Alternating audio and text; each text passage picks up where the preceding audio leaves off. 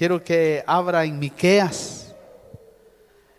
En este día estamos estudiando, especialmente en estos días, estamos estudiando las sectas. Es un discipulado de las sectas. Y seguimos en este estudio y quiero hablarle de la segunda parte. Vamos a abordar la segunda parte de la ciencia cristiana. Estamos hablando de esta secta que ya, como hemos dicho, de ciencia y cristiana no tiene nada, pero igual se le puso de esa manera. Fue fundada por una mujer llamada Baker, ¿verdad? Allá en los Estados Unidos. Pero hoy vamos en esta segunda parte. Ya hemos tocado dos puntos teológicos y del cuerpo de doctrina que sostiene la ciencia cristiana. Y es importante que nosotros podamos estudiarla, conocerla, como para que de esa manera, a través de la Biblia, podamos descubrir los grandes errores, blasfemias y herejías que a veces el hombre trastocado, porque debe de ser así, trastocado por un espíritu o por un demonio, porque hay doctrinas de demonios, dice la Biblia, que se van por toda la historia, lo hemos visto, que van a traer doctrinas de error. Y tremendamente ya hemos abordado varias sectas, y esta secta es tremenda también, porque la fuente de autoridad, según la que la inventó, es la Biblia. Pero cuando uno va a la Biblia, se da cuenta de que lo que menos dicen ellos es lo que no respalda la Biblia. Bueno, hemos visto en la primera parte que la ciencia cristiana declara que ellos son una reafirmación del cristianismo puro y primitivo. Ellos dicen que ellos son realmente, ¿no? Una religión que tiene lo más puro porque no está contaminado. Ya vimos en la segunda parte ese punto. También vimos que la ciencia cristiana cree que Jesús es el nombre del hombre que ha presentado a Cristo. Fíjense, ridículo. Es decir, ellos ponen a Jesús y a Cristo como si fueran entidades separadas. Es decir, Jesús es una persona y Cristo es la otra persona. Jesús vino a presentar a Cristo. Claro, esa distinción no es posible porque Jesucristo es una sola persona que ha trabajado de diferentes formas en las múltiples creaciones del Señor. Si nosotros lógicamente no entendemos el ministerio del Altísimo, Dios, luz inalcanzable, no vamos a poder comprender las formas en que Él se ha manifestado. Sabemos que el Altísimo se manifiesta en el Padre, Hijo y Espíritu Santo. Así es como Él se manifiesta a sus creaciones. Y lógicamente muchos creen que es tres dioses, como también esta secta lo cree de esa manera. Nuestro Dios es una unidad compuesta de Padre, Hijo y Espíritu Santo, pero Él es uno. Oh Israel, tu Dios uno es, pero que Él se manifiesta de distintas formas y lo ha hecho desde la eternidad pasada, desde que Él creó el universo. Y lo hemos visto operar a Dios, ¿verdad?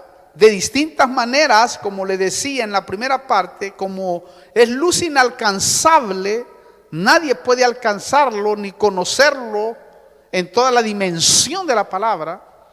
Él se da a conocer a través del Padre, a través del Hijo y a través del Espíritu Santo, moviéndose en las distintas, incluso dispensaciones, como el hombre la ha llamado. Y las dispensaciones son tremendas porque el Señor ha trabajado ahí también. Por eso vemos operando al Padre en el Antiguo Testamento, tratando con Israel. Se manifestaba, Moisés lo miraba cara a cara, Elías y otros más lo vieron. Y la Biblia dice que a Dios jamás lo ha visto alguien. Entonces eso trae confusión, como que dice que nadie ha visto a Dios y ahora dicen que Moisés y Elías lo ha visto. ¿Y cómo que, en qué quedamos? ¿Será cierto o no será cierto? No es cierto. Lo que pasa es que al no conocer las manifestaciones del Señor, como Él viene a sus creaciones, lógicamente nos confundimos. Pero el Padre se ha manifestado y se ha dejado ver, porque se ha manifestado la esencia a través del Padre. A la esencia, al Altísimo, al mero mero, nadie lo ha visto jamás. Pero para que lo podamos conocer y podamos entender, entonces se mete al tiempo, para que en el tiempo podamos conocer parte de Él, de la esencia misma, del gran yo soy, del Dios altísimo, de la luz inalcanzable. Entonces, cuando estas sectas no son espirituales, es decir, el Espíritu Santo no se mueve, difícilmente se puede entender esos puntos. Después aparece Cristo, ¿no? Al principio del Nuevo Testamento, se manifiesta como Jesús, ¿verdad? Primero se manifiesta como Emmanuel, Dios con nosotros. Y ahí, Emmanuel. Después toma otra forma Jesús, el Salvador. Después toma otra forma Jesucristo, el ungido. Y así podemos nosotros ver cómo Él se manifiesta en diferentes etapas y dimensiones, como cuando Juan lo vio con ojos de fuego. Wow, él conocía a Jesús, pero no el de ojos de fuego, otra dimensión. El león de la tribu de Judá, etcétera, ¿no? Y puedo mencionarle, pero un montón de, como le dije en la primera parte también, el ángel de Jehová. Entonces muchos dicen era un ángel, y no, está en una manifestación a su creación. A los ángeles se les presentó como ángeles, a los querubines como querube, y así, a los arcángeles, etcétera, todas sus creaciones. Por eso se le llama el olivo, y por eso se le llama un montón de nombres. Al no conocer el ministerio de Jesucristo, el ministerio del Hijo, el ministerio de ese grande, lógicamente nos confundimos. Pero la Biblia nos arroja luz en gran manera de lo que es esa dimensión de Dios, de lo que es, hermano, nuestro Padre. Tremendo, la verdad que es tremendo, porque a veces se manifestaba como Dios y a veces como hombre, y no lo podías, si tú no lo podías por el Espíritu ver, lo mirabas como un hombre. Como he dicho en algún momento, Judas, por ejemplo, Judas lo vio solamente como hombre, por eso no creía. Dice, no, ese es un hombre, llora, se cansa, como Él vino y se hizo semejante a todos nosotros. Entonces Él lo miraba así. Por eso es que cuando le pregunta a Felipe, uno de los apóstoles, le dice, Señor, muéstranos al Padre, queremos ver al Padre. Y el Señor decía, ¿cuántas veces no he estado con vosotros y nunca me has visto? Yo soy el Padre. Y a veces se ponía como el Hijo, el Padre es mayor que yo, porque trabajaba en sus ministerios. ¿Me explico? O sea, él al no entender la Biblia o no entender el ministerio de las salidas de Cristo, entonces difícilmente entenderemos cómo trabaja la esencia. Es tremendo porque esto es maravilloso y la Biblia dice en Malaquías, quiero leerle en Miqueas, perdón, en Miqueas quiero leerle este pasaje porque este pasaje es crucial para que entienda todo lo que le estoy diciendo. Pero clave, dice así este pasaje maravilloso y profundo: pero tú, Belén Efrata, aunque eres pequeña entre las familias de Judá, de ti me saldrá el que ha de ser gobernante en Israel. Cristo, ¿no? En el milenio. Y sus orígenes, oiga, aquí, esto ponga atención.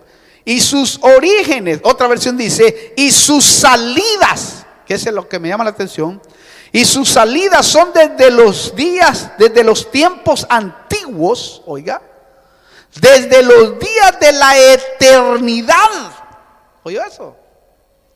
Sus salidas son desde tiempos antiguos, cuando se manifestaba en el Antiguo Testamento como ángel de los ejércitos de Jehová. Allí se manifestaba él de distintas formas, como cuando se le apareció la Trinidad a Abraham. Ahí estaba Cristo. Cuando hicieron la creación, vamos y hagamos al hombre. Ahí está la Trinidad trabajando. Hagamos, plural, al hombre. Bajemos y confundamos las lenguas, ahí está la Trinidad trabajando, etcétera. Y sus salidas son desde los tiempos antiguos, desde los días de la eternidad pasada. ¿Oyó eso? Eso es tremendo, hermano. Si uno tiene que comprenderlo, claro, se debe de estar en el espíritu para comprender eso. Uno debe de ver la dimensión, porque aquí está claro, pues. Léalo en la Biblia, ahí está. No es que estamos diciendo disparates o tonterías. Sus salidas son desde los días de la eternidad. Hermano, Cristo ha estado saliendo desde los días que fueron creadas las creaciones en el universo, porque había que supervisarlas. Como cuando vino a la tierra, vino como hombre al hombre. Pero esta secta, por ejemplo, realmente no entiende ese tipo de salidas del Señor. Y por eso, como ven a Jesús obrando de una manera y a Jesucristo obrando de otra manera, piensan que son dos dioses diferentes, y eso es ilógico, hasta estúpido, pues. Entonces recuerde, Dios es una unidad compuesta de Padre, Hijo y Espíritu Santo, pero es uno solo.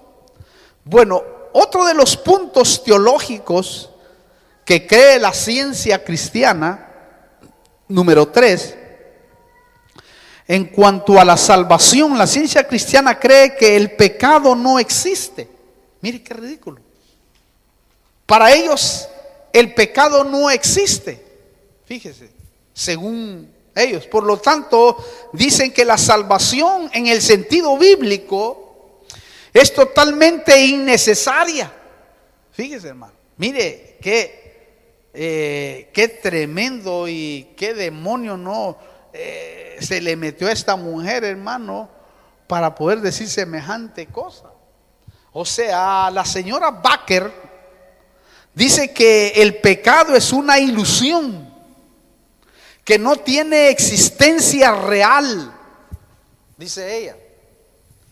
Lo penoso es que ella misma en su libro, ¿verdad? Ciencia y Salud, se contradice. ¿Por qué? Porque ella dice que la salvación es el pecado, la enfermedad y la muerte destruidos, dice ella. Lo tremendo es que si el pecado es una ilusión, ¿cómo pueden ser destruidos? Note qué paradójico. Si el pecado es una ilusión, ¿por qué dice ella que puede ser destruido? Pregunta, ¿se destruirá algo que no existe? No, porque no existe. Por eso es que ahí es donde podemos ver nosotros hacia dónde han caído este tipo de sectas. Entonces la ciencia cristiana está muy alejada de la Biblia, aunque la señora Baker diga que es su fuente de autoridad. Es que lo tremendo es que siempre, como le dije, las sectas, siempre su anzuelo, su carnada, es decir, que creen en la Biblia. Esto implica que Satanás es bien astuto, porque él sabe que la Biblia es la palabra de Dios, la verdad, y que la gente al tener en su vida, al tener algo espiritual, porque el hombre siempre busca cosas espirituales, porque tiene un espíritu.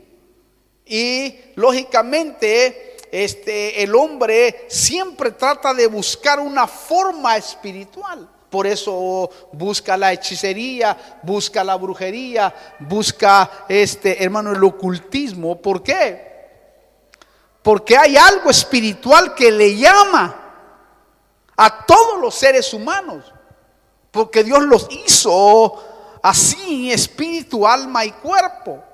Entonces, si nosotros lógicamente descuidamos o no buscamos al Señor como debe de ser, lógicamente cualquiera puede engañarlo. Entonces el enemigo, como él sabe que la gente, ¿verdad?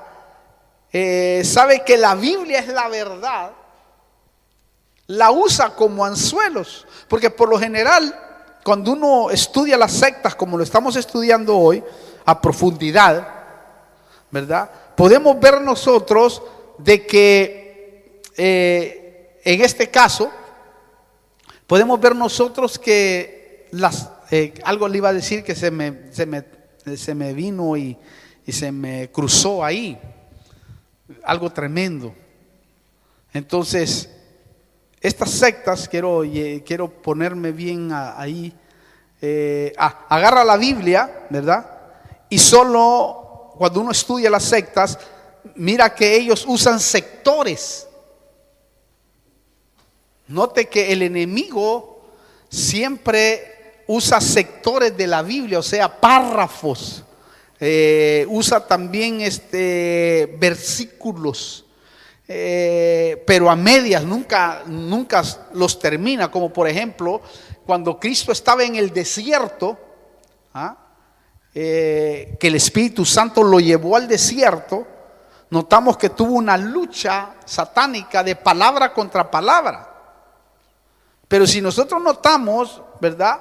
El enemigo le citaba un versículo cortado y el Señor le volvía a citar otro versículo, y era una pelea. Era una pelea de conocimiento contra conocimiento.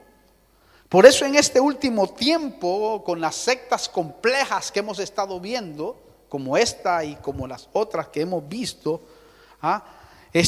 podemos notar que si nosotros no tenemos conocimiento de la Biblia, muy fácilmente la gente se puede enredar. Si lo agarra alguien que conoce bien, hermano querido, ese punto de error, puede alguien realmente caer en herejía, como cuando por ejemplo la Biblia habla: vosotros sois dioses y como hombres moriréis. La Biblia registra que el Señor lo que quiere hacer de nosotros es dioses con D minúscula. Pero también la nueva era, como lo hemos visto, también dice que todos somos dioses, pero la diferencia es que ellos a todos le llaman Dios. la rana, el gato, el pato, la hormiga. Para ellos es Dios el objeto, tú. Entonces allí es donde la gente malinterpreta las escrituras, y muchos incluso evangélicos creen que esa es una herejía. Y fíjense que no, porque Dios es Dios de dioses, Señor de señores, Rey de reyes, etcétera, ¿no? Quiere decir que lo que Él quiere es llevarnos a esa altura que tenía Adán. Adán es tipo de Cristo, ¿no? Porque Él es el primer Adán, Cristo es el segundo Adán. Y nosotros, cuando lleguemos a la dimensión que vamos a alcanzar, cuando seamos llevados al reino, vamos a ser como Adán. Y Adán era un Dios con D minúscula. Adán era tremendo, hermano. Impresionantemente. Cuando cayó, entonces bajó de nivel. Pero cuando vayamos nosotros para arriba, dice la Biblia, vamos a ser como Cristo. Y Cristo se mete al Padre, al Padre, y nos gobierna a través de Él. Imagínese usted con la mente de Cristo. Eso va a ser tremendo. Ahora usted tiene mente de Cristo, no la mente de Cristo. Cuando dice la Biblia, vosotros tenéis la mente de Cristo, no está correcto en el sentido de que las mejores versiones no dice así, fíjese. Porque es lógico. ¿Por qué? ¿Por qué estoy diciendo esto? Porque cualquiera va a decir, ¿cómo usted dice semejante cosa? Por esto. Ok. Si usted tuviera la mente de Cristo, no tuviera tantos problemas. No tuviera, hermano, mire, no tuviera que andarlo rogando uno para que viniera al culto. No tuviera que, hermano, mire, usted pusiera las manos sobre sus hijos y se sanaran automáticamente. Caminara sobre las aguas, ¿o no? Fuera tan sencillo que ni se deprimiera. Eso sí, nosotros tenemos mente de Cristo. Pero ¿cómo se adquiere la mente de Cristo? Se adquiere a través del estudio de la palabra. Si usted no estudia la palabra, no viene al culto, no hace nada, ¿cómo va a tener mente de Cristo? Si la mente de Cristo usted la obtiene cuando lee, cuando estudia. ¿Me entiende lo que le quiero decir? Ahí es donde tenemos mente de Cristo. Por eso dice, vosotros tenéis mente de Cristo. Entre más leo la Biblia, lógicamente voy a tener más mente de Él. Pero si tuviéramos la mente literalmente de Cristo, Dios mío, hermano, fuéramos campeones. ¿Qué diablo ni qué nada? ¿Sí me entienden lo que le trato de decir? Bueno, pero esto es tremendo. Entonces aquí esta mujer, ya se me fue la pregunta, volvamos allí. ¿Se destruirá algo que no existe? No. Entonces la ciencia cristiana está muy alejada de la Biblia, aunque la señora Baker, digamos, decía que su fuente de autoridad es la Biblia. Pero ¿qué dice la Biblia acerca de lo que ella piensa con respecto al pecado? Romanos 3, capítulo 23 al 24, dice así: por cuanto todos pecaron y no alcanzan la gloria de Dios, oiga, siendo justificados gratuitamente por su gracia, por medio de la redención que es en Cristo Jesús. ¿Notó? El pecado nos destituye, pero Jesucristo, por medio de su sacrificio, salva y nos redime. Cristo vino con un objetivo total. Número 4, la ciencia cristiana no cree que el mal, es decir, no cree en el mal. Para ellos no existe el mal. Mire qué tremendo. Es decir, no existe el diablo, mejor dicho. No existen espíritus, no existen demonios, etc. Mire, según la ciencia cristiana, Cristo vino a destruir la creencia en el pecado. Fíjate, mire qué tremendo. Dicen que Cristo vino a destruir la creencia en el pecado. Es decir, no vino a redimirnos del pecado. Vino a quitarnos porque como que estuviéramos en ignorancia creyendo que existe el pecado. Mire, hermano, hasta dónde Satanás puede llevar a esta gente para después llevarlos al mal totalmente. ¿Ah? Es decir, para ellos el mal también es una ilusión. Fíjese. Lo blasfemo es que dicen que la muerte de Cristo en la cruz por nuestros pecados es innecesaria. ¿Por qué? Porque el mal no existe. Mire, hermano, qué tremendo esto, porque hay miles de personas que creen eso. Increíblemente. Ahora, ¿qué dice la Biblia acerca del mal? Si esta mujer que se inventó esta secta, hermano, dice que la fuente de autoridad es la Biblia, ¿cómo es que no ha leído, por ejemplo, Primera de Juan, capítulo 5, versículo 19? Vamos a leerlo, Primera de Juan 5, 19. Mire qué tremendo. Dice, sabemos que somos de Dios y que todo el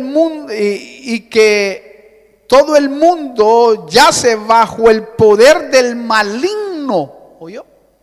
¿Oyó bien? Este estado fue el que provocó que Jesús viniera a salvarnos por medio de su sacrificio. Porque el mundo yacía bajo el mal, bajo el maligno. Y más, para demostrar lo errado de lo que piensa la ciencia cristiana, lea Gálatas capítulo 1, versículo 4 al 5. Mire cómo dice, que se dio a sí mismo, hablando de Cristo, por nuestros pecados, para librarnos, oiga, de este presente siglo malo, conforme a la voluntad de nuestro Dios y Padre, ¿oyó? A quien sea la gloria por los siglos de los siglos. ¿Notó? Esto es para botar todo argumento de falsedad de la ciencia cristiana. Al no decir que el pecado no existe y que Cristo no vino por ello, está abriendo la puerta, el portón, hermano, al libertinaje. Y es tremendo porque muchos lo creen.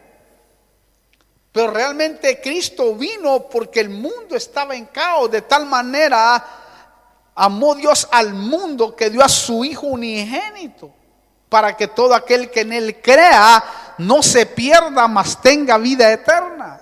Él nos redimió, también dice, de la maldición de la ley, del pecado, a través del sacrificio que hizo Él en la cruz del Calvario. Entonces es como una blasfemia hablar así. Número 5, ¿qué cree la ciencia cristiana acerca de la sanidad? Ellos creen que la salud es una realidad espiritual y como tal dicen ellos que es eterna. Nada más, en otras palabras, ellos dicen que la enfermedad es solo un aspecto de la falsedad, que todo es falso, pues, en ese sentido. Por eso se debe de orar, dicen ellos, científicamente, porque solo así se logra la salud, a través de una oración científica. Es decir, o en otras palabras, es como que la oración es mental, sin tomar en cuenta la vida espiritual o nada espiritual. Para ellos así es como se debe de hacer las oraciones. También la salvación para la ciencia cristiana consiste en ser uno salvo de las ilusiones y los engaños del sentido mortal. Mire hasta dónde están de grave. Es decir, de sentir uno que puede enfermar y morir. Así es como ellos creen. Ahora, la pregunta: ¿ha habido alguna sanidad en la ciencia cristiana? De seguro que sí. La señora Baker fue sanada por una hipnosis, y de ahí fue que tomó todos se le descubrió, que de ahí fue que tomó todo lo que le hicieron en esa sesión con este hombre que lo mencionamos en la primera parte, ¿verdad? Y de ahí se descubrió de que de ahí fue que hizo todo lo que es la ciencia cristiana. Lo tremendo es que una sanidad no confirma un movimiento como verdadero. ¿Por qué? Porque también hay operaciones de Satanás.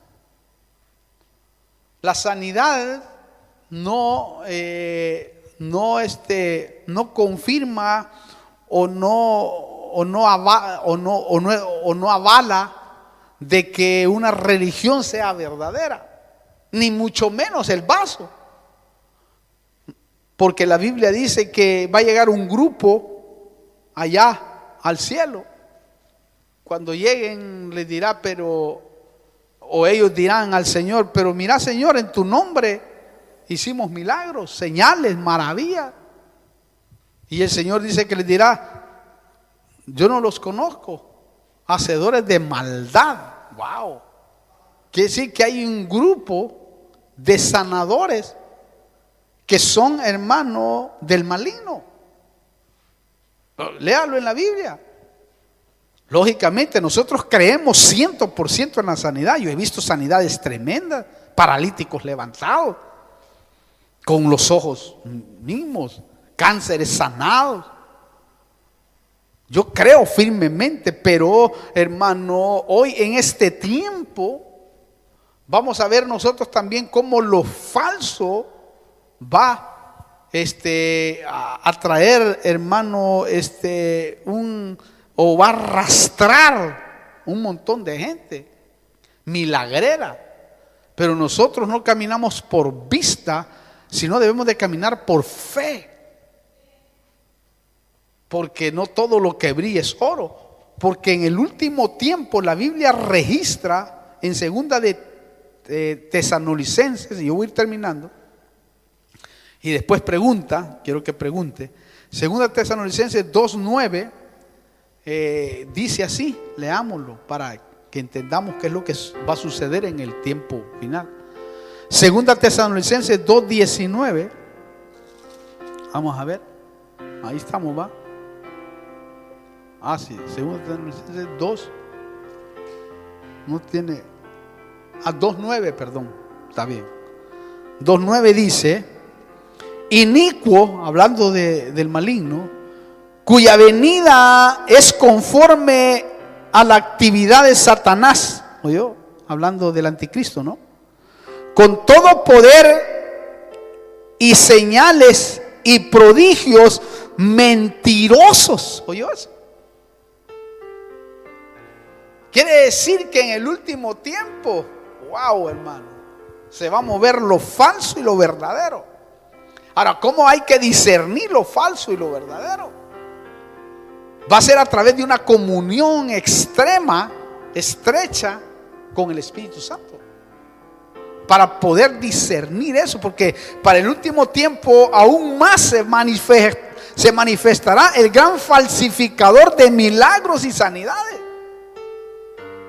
Es que eso es tremendo, hermano.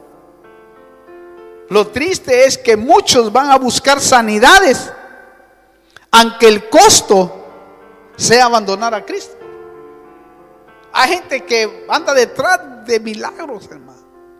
No le importa la palabra, no le importa estudiarla, no le importa discipularse.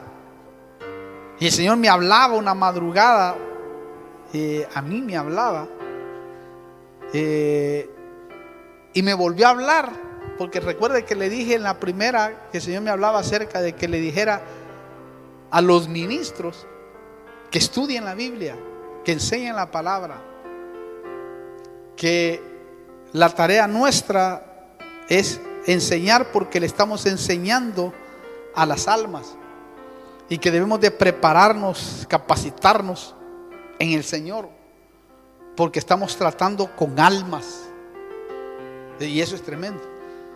Pero otra madrugada de estas, estando en ese pensamiento, el Señor me volvió a citar, pero me enriqueció.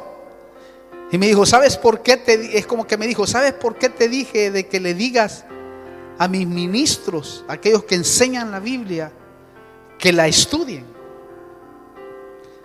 Ahora me está recordando el Espíritu. ¿Sabes por qué te dije eso? Porque viene un tiempo. Oiga por favor esto.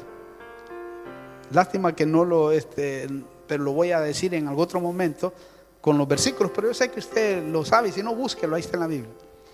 Porque viene un tiempo, me dijo, de que no va a haber hambre de pan, porque va a haber abundancia, pues el anticristo va a traer ese engaño. Y me decía, no va a haber hambre de pan, sino hambre de oír la palabra de Dios. Quiere decir que si usted no tiene palabra, es como que va a escasear la verdadera palabra revelada de Dios. Porque la gente está más preocupada por otras cosas. Está más metida en el internet, en los celulares. Está más metida en otras cosas que realmente no son malas. No, ya hablamos. En una oportunidad hablamos de lo bueno y lo malo de la tecnología. Tremendo mensaje. Pero que en el último tiempo debemos de tener la palabra metida, porque viene un tiempo, incluso para los que van para la tribulación, en donde la palabra va a tener que estar en el corazón, porque van a quitar todo lo que es de Cristo. Incluso en la tribulación, de seguro van a decomisar o destruir las Biblias, como en la Inquisición. Y quizás, hermano, los que se queden van a tener que tener palabra metida en su corazón para que defiendan al Evangelio. Tremendo, ¿no? Así lo sentía, hermano, una madrugada de esta, me decía el Señor eso. Porque le están enseñando a las almas. Y un alma para Dios, wow, pesa mucho, hermano. Si cuando se salva un alma dice que hay fiesta, imagínese usted. Cuánto más aquellas que están sentadas en las iglesias, y si se les enseña algo torcido, hermano, es terrible. Entonces, qué gran responsabilidad tienen aquellos que enseñan la Biblia. Por eso le decía yo, no os hagáis muchos maestros, porque recibiréis mayor condenación. Cuando dice que recibiréis mayor condenación, es porque si no enseñaste bien, sabiendo lo que estás enseñando, entonces va a haber más peligro para tu vida delante del Señor.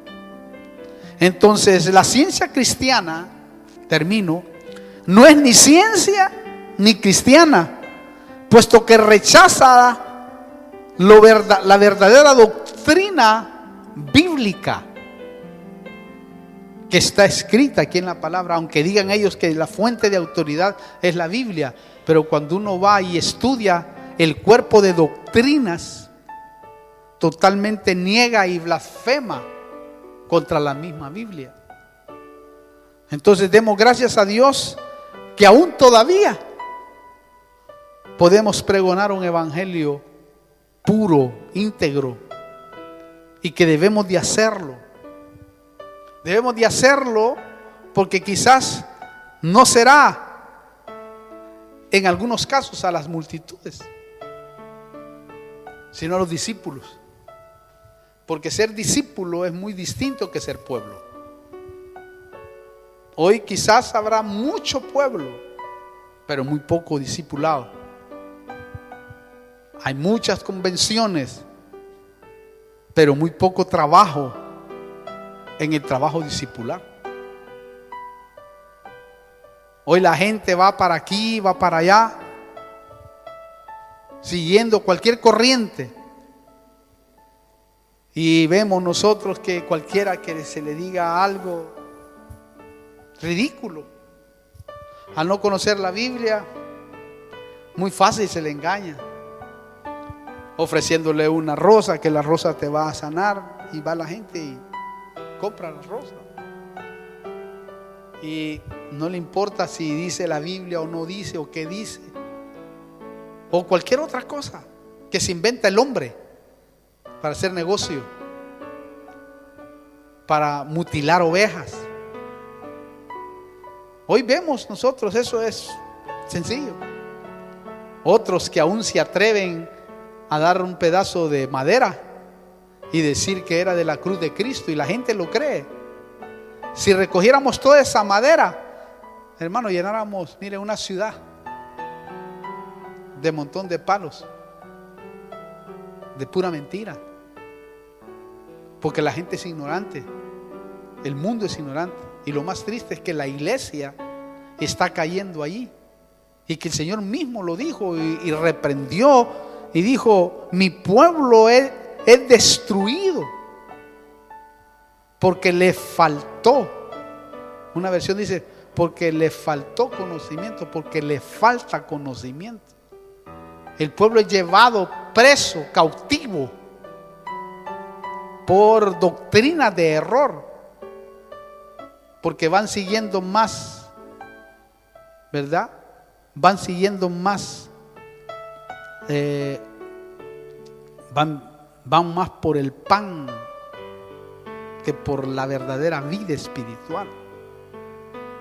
Por eso les decía el Señor: vosotros me seguís porque les doy de hartar. Así decía la palabra, ¿verdad? Pero verdaderamente nosotros debemos de seguirle a Cristo, porque la palabra hecha vida, la del Espíritu, nos regenera en nuestra vida.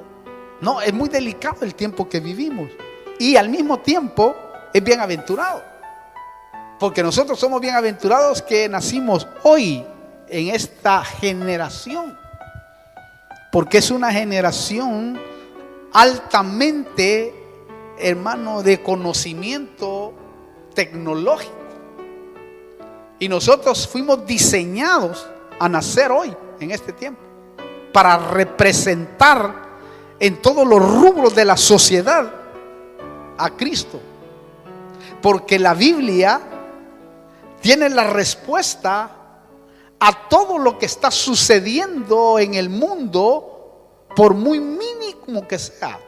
Todo. Incluso es tremendo, hermano, todo lo que Dios hace y está haciendo en la tierra. Y debemos nosotros de darnos cuenta de que somos privilegiados. Yo me siento privilegiado de haber nacido en este tiempo. Quizás hubiera nacido en el tiempo de David, de Abraham, en el principio de la iglesia, y quizás no hubiera entendido muchas cosas que ahora las entiendo, que aún los profetas hablaban y decían en su espíritu. Decían ellos: ¿para quién serán estas verdades maravillosas de gracia?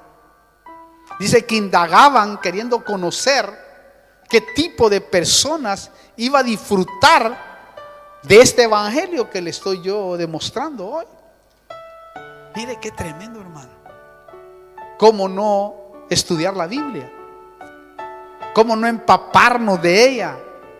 Si es nuestro pan diario, porque no solo de pan vivirá el hombre, sino de toda palabra que sale de la boca de Dios. Si usted quiere vivir verdaderamente, porque hay muchos que no tienen vida, pero no tienen vida porque no comen de la palabra.